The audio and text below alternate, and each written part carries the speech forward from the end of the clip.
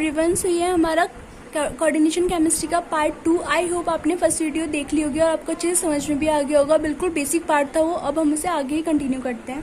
तो ये हमारे पास कोई एक क्वेश्चन है जिसमें हमें जो है सेंट्रल मेटल एटम की ऑक्सीडेशन स्टेट निकालनी है। लेकिन उससे पहले हमें इस क्वेश्चन को सॉल्व करने से पहले हमें कुछ चीज़ें देखनी पड़ेंगी, जैसे लिगेंड कितने टाइप्स के होते हैं, या जो इलेक्ट्रॉन का डोनेशन होता है वो कैसे होता है, और ऑक्सीडेशन स्टेट किस तरीके से देखी जा सकती है। देखिए, इससे पहले हमें देखना पड़ेगा हमारे लिगेंड्स के टाइप। लिगेंड्स जो होते हैं हमारे, वो फर्स्ट टाइप जो होता है वो होता है मोनोडेंटेड लिगेंड। जैसे कि नाम से ही पता चल रहा है, ये सेंट्रल मेटल एटम या आयन को only one lone pair donate करता है। अगर हम इसकी डेफिनेशन लिखें तो कुछ इस तरीके से लिख सकते हैं, the ligand that donate one lone pair to central metal atom और ion is called the monodentate ligand. अगर हम इसका एग्जाम्पल देखें तो एग्जाम्पल हमारे पास होंगे ammonia, water, chloride ion, bromide ion, OH negative, NO positive. ये दोनों क्या है, हमारे न्यूट्रल लिगेंड है। न्यूट्रल लिगेंड इस तरीके से है क्योंकि इनके ऊपर कोई चार्ज नहीं है, ये ओनली अपने लोन पेयर डोनेट करते हैं। ये जो है ये होते हैं हमारे एनायनिक लिगेंड। एनायनिक लिगेंड इसलिए ये देते तो अपने लोन पेयर ही है, लेकिन इनके ऊपर नेगेटिव चार्ज होता है। और ये हमारा कैटायनिक लिगेंड, क्योंकि इसके ऊपर पॉजिटिव चार्ज है। अब ये सोचने की बात है, इसके ऊपर पॉजिटिव चार्ज है फिर भी ये इलेक्ट्रॉन्स दे रहा है, ये कैसे देखेंगे, आइए देखते हैं। अगर हम NO को लिखना चाहें तो हम NO को इस तरीके से लिख सकते हैं, या फिर ऐसे भी लिखा जा सकता है। ये कुछ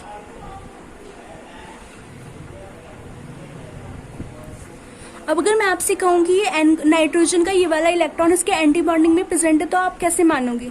ये हम पता लगा सकते हैं बाय द MOT। जिसने भी MOT पर रखी होगी उसे आराम से पता चल जाएगा। अगर हम इसका MOT डायग्राम बनाए तो ये कुछ इस तरीके से बनेगा। यहाँ पे हम लेते हैं नाइट्रोजन या एनर्जी लेवल। ऑक्सीजन की इलेक्ट्रोनेगेटिविटी ज़्यादा होती है तो हम इसका थोड़ा नीचे दिखाएंगे।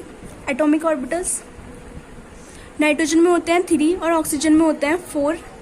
जब इनकी मिक्सिंग होगी तो यहाँ पे कुछ एनर्जी डिक्रीज करेगी, क्योंकि नाइट्रोजन होते हैं 7 और ऑक्सीजन होते हैं 8। टोटल मिला के हो गए 15, लेकिन एक पॉजिटिव चार्ज प्रेजेंट है, मतलब निकल रहा है, तो टोटल इलेक्ट्रॉन हमारे पास होंगे 14। अब चूंकि 14 है तो यहाँ पे मिक्सिंग नहीं होगी। इस बात को मैं क्लियर आपको केमिकल बॉन्डिंग में करूंगी, अभी आप बस समझने के लिए थोड़ा देख लीजिए। तो जब मिक्सिंग नहीं होगी तो हमारे जो डायग्राम बनेगा वो कुछ इस तरीके से बनेगा। ये दोनों एनर्जी के बिल्कुल सेम ही होता है, मुझसे थोड़ा सा ऊपर नीचे हो गया। अब अगर हम इसमें इलेक्ट्रॉन फिल कराएं तो 1 2 3 4 5 6 एंड 7। अगर हम इसका बॉन्ड ऑर्डर निकालें तो बॉन्ड ऑर्डर का फॉर्मूला होता है हमारा, जो कि मैंने आपको GOC क्लास में बताया था, 1/2 NB माइनस NA, मतलब non bonding electrons minus number of bonding electron minus number of anti bonding electrons. तो क्या होगा हमारे पास 1/2 6 माइनस 1, तो 1/2 5 इजिकल्स टू 2.5। अगर मैं आपसे कहूँ कि अगर किसी के एंटी बॉन्डिंग में से एक इलेक्ट्रॉन रिमूव हो रहा है तो उसका जो बॉन्ड ऑर्डर होता है वो हाफ से इंक्रीज करता है। इसे हम कैसे देखेंगे? अगर हम यहाँ से एक इलेक्ट्रॉन्स निकाल दें तो हमारा जो बॉन्ड ऑर्डर हो जाएगा वो होगा 1/2। NB हमारा 6 ही रहेंगी, लेकिन ऊपर से हमने एक इलेक्ट्रॉन निकाल दिया तो 0 हो जाएगा, और जो हमारा बॉन्ड ऑर्डर होगा वो हो जाएगा 3, मतलब हाफ से इंक्रीज करा है।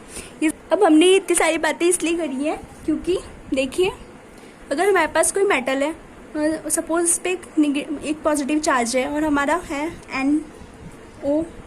NO बना हुआ है, तो सबसे पहले नाइट्रोजन जो है अपना एंटी बॉन्डिंग वाला इलेक्ट्रॉन देगा। तो जब वो इलेक्ट्रॉन्स देगा तो यहाँ पे हो जाएगा N-1 पॉजिटिव, और ये बन जाएगा हमारा बॉन्ड ऑर्डर 3 हो रहा है तो 3 आ जाएगा, और इसने इलेक्ट्रॉन दिया तो यहाँ पे आ जाएगा हमारा पॉजिटिव चार्ज।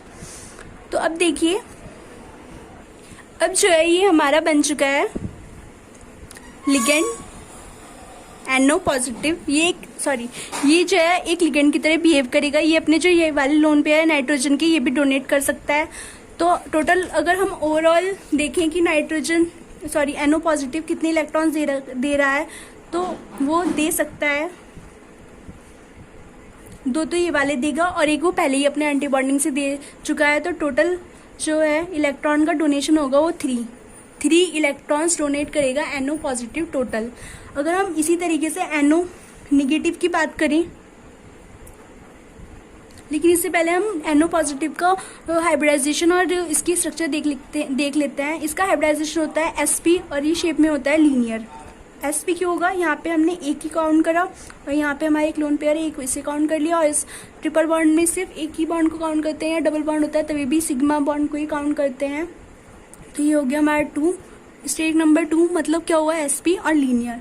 तो ये लीनियर शेप में हो गया। अगर हम NO निगेटिव की स्ट्रक्चर और हाइब्रिडाइजेशन की बात करें तो NO निगेटिव होता है कुछ इस तरीके से। NO निगेटिव की बनाने की बात करें तो हमारे पास ये है NO, हमारे पास कोई मेटल है जिसके पास अपने इलेक्ट्रॉन्स है, इसने क्या करा, एक इलेक्ट्रॉन्स हमारा NO को दे दिया। तो ये क्या बनेगा, M पे तो पॉजिटिव चार्ज हो जाएगा और जब इलेक्ट्रॉन्स लेगा तो जो हमारा NO है उस पर आ जाएगा हमारा निगेटिव चार्ज। और एक इलेक्ट्रॉन उसने लिया है। और अगर हम इसे डिस्टिंग्विश करने के लिए दिखाएं इलेक्ट्रॉन्स को, तो NO को हमने डॉट से दिखाया और इन्हें क्रॉस से दिखाया है। तो हमारा एक इलेक्ट्रॉन आ गया यहाँ पर। अब क्या हुआ, ये हमारा बन गया है NO निगेटिव। अगर इसे डोनेट करने हो तो ये अपना लोन पेयर इस तरीके से डोनेट कर सकता है कि अगर ये इतना अपने लोन पेयर डोनेट करेगा तो क्या होगा, ये वाला अगर इसने लोन पेयर डोनेट करा है तो एक इलेक्ट्रॉन तो इसमें मेटल आयन का ही है। इसने एक लोन पेयर डोनेट करा, लोन पेयर में हुए हमारे पास 2 इलेक्ट्रॉन्स। अब यहाँ जाके तो सारे इलेक्ट्रॉन सेम ही हो जाएंगे, उन्हें डिस्टिंग्विश नहीं करा जा सकता कि कौन सा मेटल का है कौन सा नाइट्रोजन का है, तो ये हो जाएंगे सेम। लेकिन क्या हुआ, इसके पास इसने अपना अगर अब लोन पेयर डोनेट करेगा, एज ए लिगेंड वर्क करेगा, तो यहाँ पे इसके पास 2 इलेक्ट्रॉन्स हैं। तो ये 2 इलेक्ट्रॉन्स डोनेट करता है एज ए लोन पेयर। तो क्या होगा, एक इलेक्ट्रॉन तो इसका अपना है लेकिन एक इलेक्ट्रॉन उसने मेटल का ले रखा है। तो टोटल जो NO निगेटिव डोनेट करता है इलेक्ट्रॉन वो ओनली 1 करता है। अगर हम इसे याद रखना चाहें तो ऐसे रख सकते हैं कि जो NO है वो पॉजिटिव है, फिर भी 3 इलेक्ट्रॉन्स डोनेट कर सकता है। और जो हमारा NO निगेटिव होता है वो निगेटिव चार्ज कैरी करते हुए भी सिर्फ एक ही इलेक्ट्रॉन डोनेट करता है। अगर हम इसका हाइब्रिडाइजेशन देखें तो हाइब्रिडाइजेशन होता है NO निगेटिव का sp2 एंड शेप इसकी होती है बेंट। ये सब मैंने आपको इसलिए बताया। अब देखिए हमारे पास एक एग्जाम्पल होता है जो कि अब पहले प्रीवियस ईयर्स में पूछा भी गया है, Ml5। अगर हम कोई कोऑर्डिनेशन नंबर 6 का एक कंपाउंड लें Ml5NO, तो हमें कैसे पता चलेगा कि ये NO पॉजिटिव में स्टेबल ज़्यादा है, +1 ऑक्सीडेशन स्टेट में ज़्यादा स्टेबल है, या नेगेटिव -1 ऑक्सीडेशन स्टेट में ज़्यादा स्टेबल है। इसे हम अगर खोल के बनाएं तो ये 2 टाइप से बन सकता है।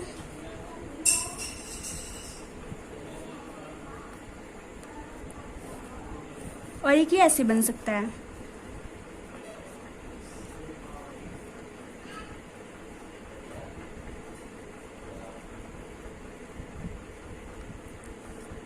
बैंड शेप में। तो अब हम कैसे पता लगाएंगे ये ज़्यादा स्टेबल है ये ज़्यादा स्टेबल है। ये हमें पता है कि कुछ लीनियर सा दिख रहा है, यानी यहाँ पे जो NO है वो पॉजिटिव +1 ऑक्सीडेशन स्टेट में है और यहाँ पे जो है NO वो कुछ बैंड शेप में दिख रहा है। तो इसका मतलब क्या है, ये यहाँ पे -1 ऑक्सीडेशन स्टेट में है। लेकिन यहाँ पे एक बात देखिए, लिगेंड के पास कुछ इलेक्ट्रॉन्स होते हैं तभी तो वो डोनेट करता है। और यहाँ हमारा ऑक्सीजन है, इस पर भी हमारे लोन पेयर प्रेजेंट है। तो क्या होगा, इस L में लिगेंड में और ऑक्सीजन में होगा हमारा रिपल्शन, जिसकी वजह से स्टेरिक हिंड्रेंस बढ़ेगा। स्टेरिक हिंड्रेंस बढ़ रहा है, उसकी वजह से हमारा रिपल्शन बढ़ेगा। रिपल्शन की वजह से ये जो स्ट्रक्चर है ये इतना ज़्यादा स्टेबल नहीं हो पाएगा। इसलिए एक बात बिल्कुल नोट करके रखिए, जो हम अगर कोई हमारा कंपाउंड है जिसमें कोऑर्डिनेशन नंबर 6 है तो वहाँ पे NO ऑलवेज पॉजिटिव, मतलब +1 ऑक्सीडेशन स्टेट में ही एग्जिस्ट करता है एज NO पॉजिटिव। बहुत ही रेयर केसेस में ऐसा होता है कि NO जो है वो निगेटिव फॉर्म में एग्जिस्ट करे। तो आंसर, चलिए अपने पहले क्वेश्चन की तरफ चलते हैं। ये था हमारा फर्स्ट क्वेश्चन। इसे हम कुछ इस तरीके से भी लिख सकते हैं, Na पॉजिटिव, क्योंकि हमें पता है सोडियम जो है वो +1 ऑक्सीडेशन स्टेट में ही एग्जिस्ट करता है, उससे उसे इनरगेट कॉन्फिगरेशन प्राप्त हो जाता है। और ये हमें अगर लिखना चाहें तो हम ऐसे लिख सकते हैं NO और 2- इसे हम इस तरीके से समझ सकते हैं, जैसे एक एग्जाम्पल लेते हैं MgCl2। अगर हमें Mg और Cl ली तो Mg जो है +2 ऑक्सीडेशन स्टेट में एग्जिस्ट करता है और जो Cl है वो -1 ऑक्सीडेशन स्टेट में एग्जिस्ट करता है। करिए चलिए मल्टीप्लाई, क्रॉस मल्टीप्लाई, तो क्या हुआ हमारा MgCl2। यही तो बनाते थे हम पहले, जब कोई कंपाउंड बनाते थे ऐसे लिखते थे ना। तो इसी तरीके से यहाँ पे Na पॉजिटिव आ गया और यहाँ पे 2- नेगेटिव आ गया। क्यों? क्योंकि यहाँ पे 2 है तो वो यहाँ पे पहुँच जाएगा और यहाँ पे 1 है हमारा तो वो यहाँ पे पहुँच जाएगा। सबसे पहले अगर हम कोई भी कंपाउंड लिखते हैं तो उसमें हम पहले कैटायन पोर्शन लिखते हैं, फिर उसके बाद में एनायन पोर्शन लिखते हैं। ठीक है, अब हम इसके ऑक्सीडेशन स्टेट कैसे निकालेंगे? देखिए, जिसकी भी ऑक्सीडेशन स्टेट निकालनी होती है उसे एक्स मान लेते हैं। Fe की निकालनी है तो Fe को एक्स मान लिया। अब जो हमारा Cn है उसके क्या होगा? -1। क्यों? क्योंकि Cn के ऊपर एक नेगेटिव चार्ज होता है। तो NO को लेंगे तो NO हमें पता है यहाँ पे कोऑर्डिनेशन नंबर 6 है। Fe जो है वो 6 लिगेंड से अटैच्ड है, तो यहाँ पे इसकी स्टेबल फॉर्म क्या होगी? +1 ऑक्सीडेशन स्टेट में होगा। तो यहाँ पे हम लिखते हैं +1 और जो टोटल ओवरऑल चार्ज है हमारे कॉम्प्लेक्स पे तो वो क्या होगा? -2। तो हम इसकी ऑक्सीडेशन स्टेट निकालें तो ये होगी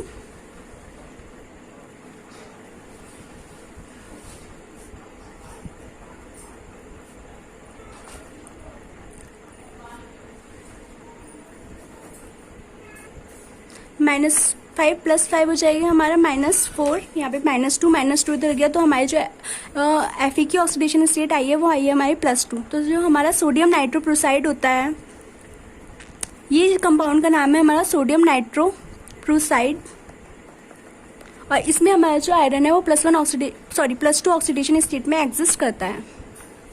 सोडियम नाइट्रोप्रोसाइड हमें बहुत फ्रिक्वेंटली जो है लैब में देखने को मिल जाता है। ये जो है ये हमारा S2 आयन के डिटेक्शन के लिए यूज होता है। अब सेकंड एग्जांपल्स ले लेते हैं हम। ये हमारा जो है ये भी एक रिएजेंट है जो हमारे रिंग टेस्ट में यूज होता है for the detection of NO3 ions.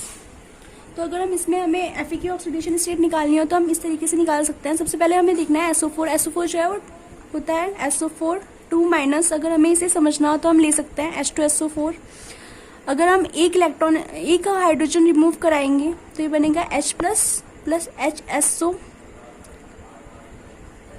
और अगर हम इसमें एक बार और H जो है वो रिमूव करा दें तो ये हमारा बन जाएगा SO4 2-।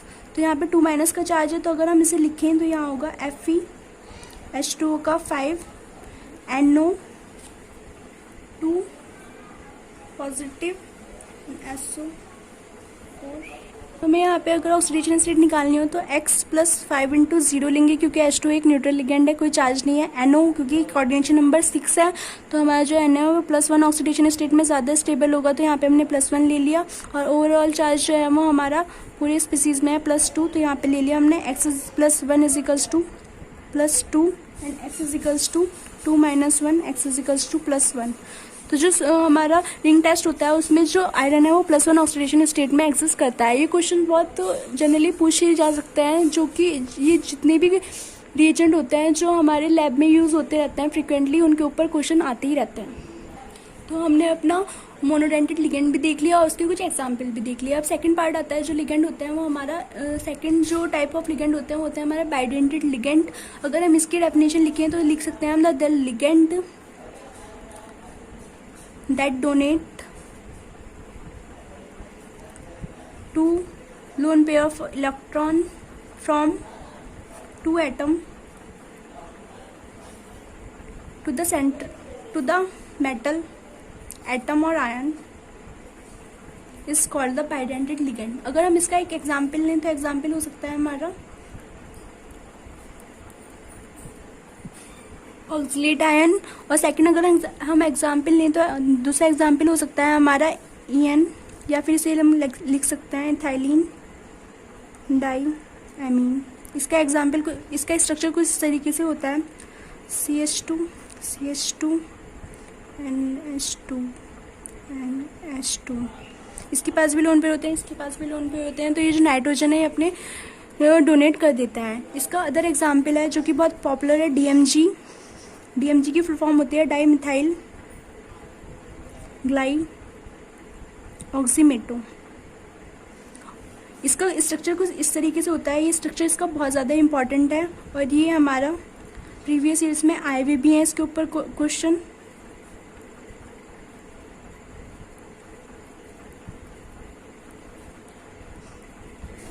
हाँ, या मोस्टली लैब में जो है हमने कंपाउंड बनाया होता है निकल DMG, जो कि एक रेड कलर का कंपाउंड होता है। लेकिन पहले हम देखते हैं कि डाइमिथाइल ग्लाइऑक्सीमेटो बनता कैसे है, DMG बनता कैसे है। तो अगर हमने लिया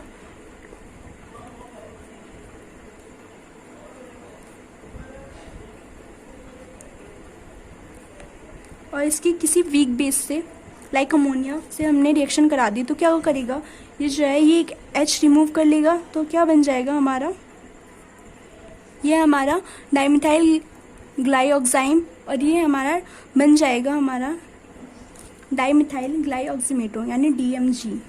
यहाँ से हमारा एक H रिमूव हो गया और हमारे पास आ गया O नेगेटिव चार्ज।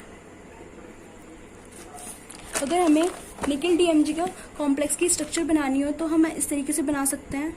यहाँ पे है हमारा Ni+2 एंड CH3, देन ये हमारा था N, ये O नेगेटिव, यहाँ पे बनाएंगे हम OH और फिर ये हमारा बनेगा कुछ इस तरीके से C डबल बॉन्ड N, यहाँ पे ये अपने लोन पेयर डोनेट करेगा नाइट्रोजन और ये बन जाएगा हमारा CH3 एंड ये हो जाएगा हमारा CH3 और यहाँ पे होगा OH। अब ये स्टेबल कंपाउंड, इसमें स्टेबिलिटी और ज़्यादा इसलिए आ जाती है क्योंकि यहाँ पे हमारी हाइड्रोजन बॉन्डिंग हो रही होती है। तो इसका कॉम्प्लेक्स का जो स्ट्रक्चर है वो बहुत ज़्यादा इम्पॉर्टेंट है, इसे आप बिल्कुल ध्यान में रखिएगा। और तो यहाँ पे जो है नाइट्रोजन डोनेट कर रहा है, ये हमारा कुछ इस तरीके से हमारा बन गया निकल DMG कॉम्प्लेक्स। अगर हम इसमें नंबर ऑफ निकल नाइट्रोजन बॉन्ड देखें और नंबर ऑफ निकल ऑक्सीजन बॉन्ड देखें तो क्या होगा, जो निकल और नाइट्रोजन बॉन्ड है, ये क्वेश्चन आया हुआ है। आप देखिए निकल नाइट्रोजन बॉन्ड कितने हैं, 1 2 3 4, तो टोटल नंबर ऑफ निकल नाइट्रोजन बॉन्ड हो जाएंगे हमारा 4 और नंबर ऑफ निकल और ऑक्सीजन बॉन्ड जो होगा हमारे कितने होंगे, 0, क्योंकि यहाँ पे ऑक्सीजन के साथ कोई बॉन्ड नहीं बना रहा है। यहाँ ये बात ध्यान रखनी है कि यहाँ पे नाइट्रोजन अपने इलेक्ट्रॉन्स लोन पेयर जो है डोनेट कर रहा है, ऑक्सीजन डोनेट नहीं कर रहा है। तो और शेप इसकी क्या हो जाएगी ओवरऑल, ये देखिए अगर हम शेप बनाए तो शेप क्या बन रही है हमारी, स्क्वायर प्लानर।